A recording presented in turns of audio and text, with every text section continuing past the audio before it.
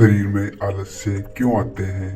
शरीर में आलस आए तो क्या करें? आलस भगाने के लिए क्या खाएं? मुझे इतना आलस क्यों आता है? लोगों के मन में बहुत से सवाल होते हैं और इससे छुटकारा नहीं मिलता है। तो जानते हैं एक महात्मा बुद्ध से जुड़ी कहानी। एक बार की बात है, एक आलसी व्यक्ति एक बौद्ध भिक्षु से कहता है, मुनिवर, मेरे पास बहुत आलसपन है, जिसकी वजह से मैं अपने जीवन में जो करना चाहता हूँ वह कर नहीं पाता हूँ। मुझे कुछ रास्ता दिखाइए। तो बौद्ध भिक्षु उस आदमी से पूछते हैं, क्या तुम्हें पक्का विश्वास है तुम्हें आलसपन है?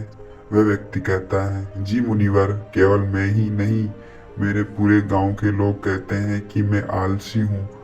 वह बौद्ध भिक्षु उस व्यक्ति से कहते हैं, परंतु क्या तुम्हारे पास इस बात का कोई प्रमाण है कि तुम वाकई आलसी हो?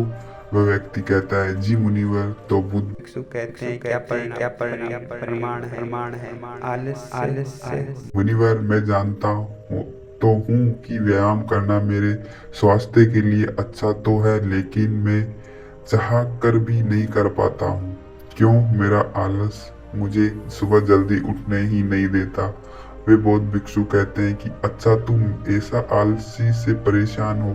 व्यक्ति कहता है, जी मुनिवर। बौद्ध भिक्षु कहते हैं, परंतु क्या तुम जानते हो कि आलस होता क्या है? वह व्यक्ति कहता है, यह तो न जानता हूँ आलस का अर्थ क्या है, परंतु यह जो भी है बहुत बुरा है। वह बौद्ध भिक्षु कहते हैं कि सबसे पहले तुम यह समझो कि जो भी चीज प्राकृतिक रूप मनुष्य के भीतर है उसका कोई ना कोई उपयोग है, वह बुरी या अच्छी नहीं। आलस एक भाव है, एक विचार है, जिसे जाने अनजाने में हम खुद ही पैदा करते हैं। आलस से पैदा होने के दो कारण हैं। वह व्यक्ति पूछता है, परंतु वो कैसे मुनिवर? वे बौद्ध भिक्षु कहते हैं कि आलस पैदा होने के दो कारण हैं, पहला शारीरिक और दूसरा मानसिक। जब हम शरीर को कोई ऐसी भोजन देते हैं जिसके खुद के भीतर कोई जीवंतता नहीं है, तब हमारे शरीर के भीतर आलस पैदा होता है, क्योंकि यह शरीर ऊर्जा से चलता है और जिस तरह का ऊर्जा हम उसे देते हैं यह उस तरह का बर्ताव करता है। शरीर के भीतर हमारे अंदर आलस का दूसरा कारण गलत तरह से बैठना, गलत तरह से सोचना और गलत तरह से चलना। हम इस बात पर कभी ध्यान नहीं देते कि हमारे बैठने, लेटने और सोने की स्थिति भी सही भी है या नहीं।